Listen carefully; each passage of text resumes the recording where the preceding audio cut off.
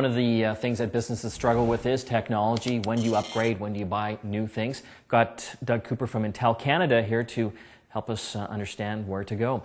Doug, businesses and computers. I'm a small business myself, and I'm always wondering, when do I upgrade my system? Is it 2 years, 3 years, 4 years? Yeah, you know, it's we always get asked the question, and it's probably one of the most difficult questions because you can always wait, and there'll always be some new technology. But generally, if you need the technology, resist buying enough performance for the things that you do today, because 2 years from now, you're going to keep this for 3 to 4 years. Let's say it's 3 to 4 years. You're in that period of time, a lot's going to change, and you want to make sure that what you've purchased and invested and are depreciating, right, is still useful for you over that whole period of time. So buy more than you need is generally the watchword. Well, it's interesting. Back 4 or 5 years ago, when you went out to buy a PC, you'd be spending anywhere between $3,000 to $5,000, and we've gone so far the other direction. You can pick up PCs for $300. Is that a bargain for businesses? You know, I generally counsel people to avoid a good deal, because generally a good deal is, or something that's too good to be true really is too good to be true. Consumers understand that when you get a really good deal on something, you're compromising. A compromise will cost you something, and I'm not advocating that you spend the ultimate, the most money you possibly can for a computer. You know, shareholders would love that, but that's, reality is you want to buy more performance than you currently need. Resist buying the lowest cost system because you're going to give up some flexibility, and business is all about flexibility.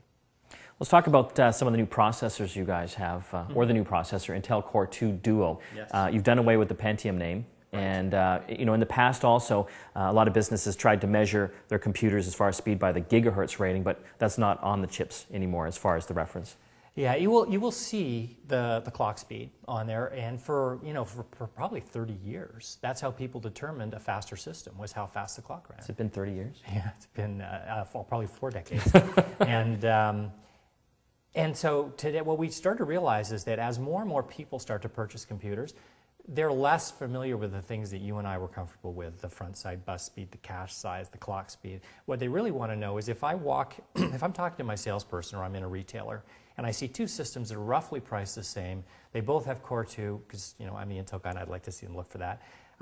But they've got two different, how do I know which one's a better deal? And so what Intel did is we said, let's package up things like clock size and front side bus and cache size and into one number, and we called that a processor number. And so what you'd see is Core 2 Duo E6400, and that would indicate the processor number would be E6400. E6500 or 6600 is better. Now, is it better clock speed? It's hard to know. It may have just a bigger cache, but overall the experience for the consumer is better, and they don't need to know all the details. Just look for a bigger number, all else being equal. So typically, the higher the number, the better performance, and obviously you've got to measure everything like the cache and front side bus and processor speed. We try and resist saying better performance because performance is like gas mileage. It varies depending on what you do, and what we say is the overall capabilities of the system improves because cache size can improve performance even at the same clock speed if you're running something that benefits from it, video editing, for example. So, again, with small businesses, maybe they've got 5 to 10 computers.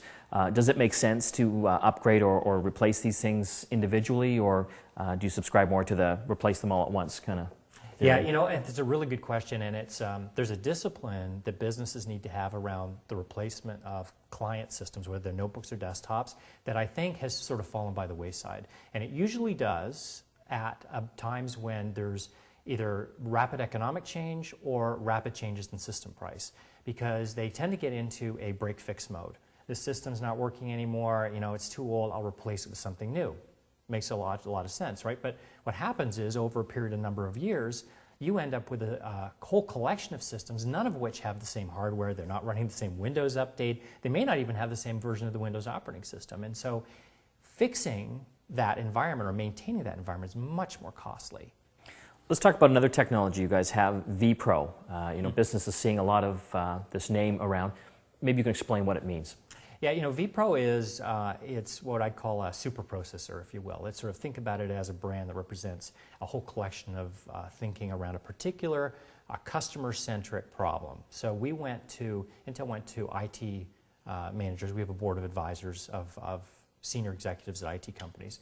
And we asked them, what things keep you awake at night? And one of them is maintaining, being agile and being able to actually devote their time to innovative use of technology as opposed to spending their time fixing what they have.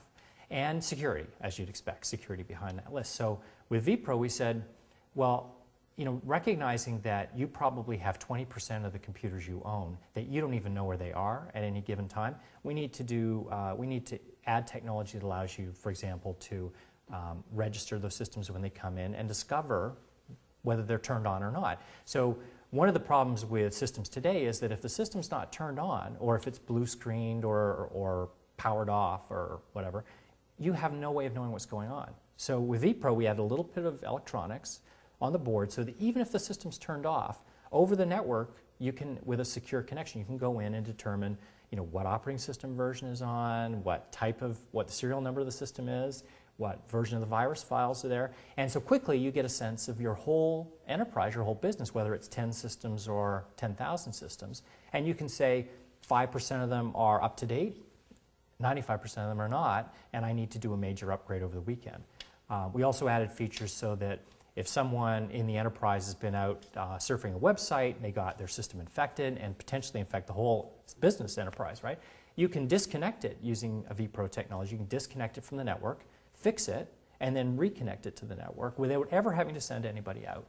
You can do that all remotely. All remotely, yeah. And we have all the major names, Altiris, Symantec, all the major names in software supporting this new technology. Well, great. Thank you very much, Doug. My pleasure. People can find out more information at your website? Intel.ca. Very good. Doug Cooper from Intel Canada.